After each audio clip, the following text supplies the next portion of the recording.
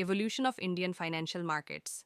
नमस्कार दोस्तों, स्वागत है आपका हमारे चैनल पीआर। आज हम एक फैसिनेटिंग कहानी लेके आए हैं जो सिर्फ नंबर्स और फैक्ट्स की नहीं, बल्कि इंडिया के फाइनेंशियल मार्केट्स के बदलते दौर की कहानी है।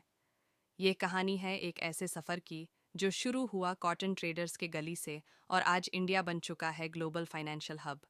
ये कहानी है लूट, रिफॉर्म, टेक्नोलॉजी और आम आदमी के सपने की। तो चलिए टाइम मशीन में बैठते हैं और चैलेंज 2 साल पीछे, जहां से शुरू होती है इंडिया के फाइनेंशियल मार्केट्स की कहानी। Part 1, the early days. British Raj and the birth of BSE 1850s का ज़माना था। बॉम्बे की स्ट्रीट्स पर कॉटन और जूते ट्रेडर्स की भीड़ लगती थी। उस वक्त कोई फॉर्मल स्टॉक एक्सचेंज नहीं था, बस लोग आपस में ट्रेड्स करते थे। लेकिन एक दिन एक ग्रुप ऑफ ट्रेडर्स ने डिसाइड किया कि हमें एक प्रॉपर सिस्टम बनाना चाहिए, और ऐसे ही बॉम्बे स्टॉक एक्सचेंज बीएसई का जन्म हुआ। इमेजिन करिए, एक ग्रुप ऑफ बैजूतीज लोग मुंबई के बनियान ट्री के नीचे बैठकर ट्रेडिंग करते थे। ये दुनिया का सबसे पुराना स्टॉक एक्सचेंज बन गया। लेकिन एक प्रॉब्लम थी, ब्रिटिशर्स का कंट्रोल। उस वक्त इंडियन मार्केट्स सिर्फ ब्रिटिश कंपनीज के प्रॉफिट्स के लिए काम करते थे। Part 2, post independence, nationalisation revolution. 1947 में आज़ादी मिली, लेकिन फाइनेंशियल सिस्टम अभी भी ज़्यादा एलीट क्लास के हाथ में था। आम आदमी बैंक तक नहीं पहुंच सकता था। तभी आए इंदिरा गांधी, जिन्होंने एक रेवोल्यूशनरी स्टेप लिया। उन्होंने इस साल में 14 प्राइवेट बैंक्स को नेशनलाइज किया। इमेजिन करिए, एक आम किसान या छोटा बिजनेसमैन जो पहले लोन के लिए महाजन्स के पास जाता था, अब वो डायरेक्टली बैंक जा सकता था। इस नेशनलाइजेशन से बैंकिंग का नेटवर्क विलेजेस तक पहुंचा, लेकिन एक दिक्कत थी, स्टॉक मार्केट अभी भी करप्ट था। इनसाइडर ट्रेडिंग और स्कैम्स कॉमन थे।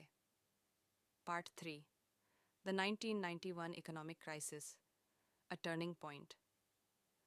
फिर आता है 1991, एक ऐसा साल जो हमारी इकोनॉमी का टर्निंग पॉइंट बन गया। इंडिया एक इकोनॉमिक क्राइसिस फेस कर रहा था। गवर्नमेंट के पास इतने पैसे नहीं बचे थे कि वो इंपोर्ट्स के लिए पेमेंट्स कर सके।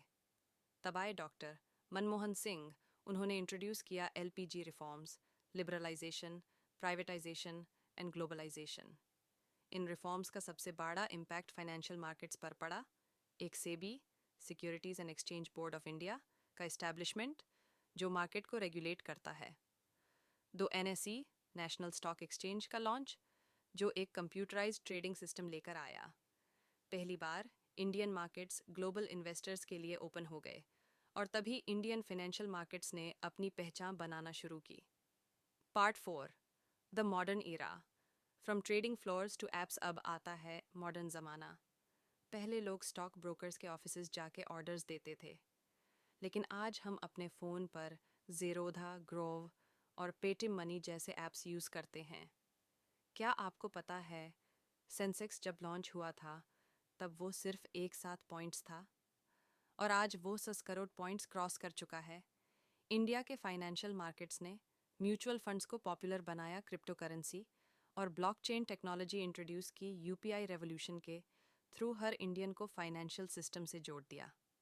Part 5, the future, challenges and opportunities. लेकिन हर कहानी में ट्विस्ट्स होते हैं, और ये कहानी भी अलग नहीं है।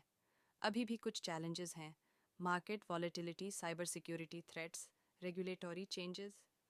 लेकिन फ्यूचर ब्राइट लगता है। गवर्नमेंट डिजिटल इंडिया और फिनटेक इनोवेशंस को प्रमोट कर रही है। आपको क्या लगता है, क्या India world's top financial markets में काउंट हो सकता है? कमेंट करके ज़रूर बताएं।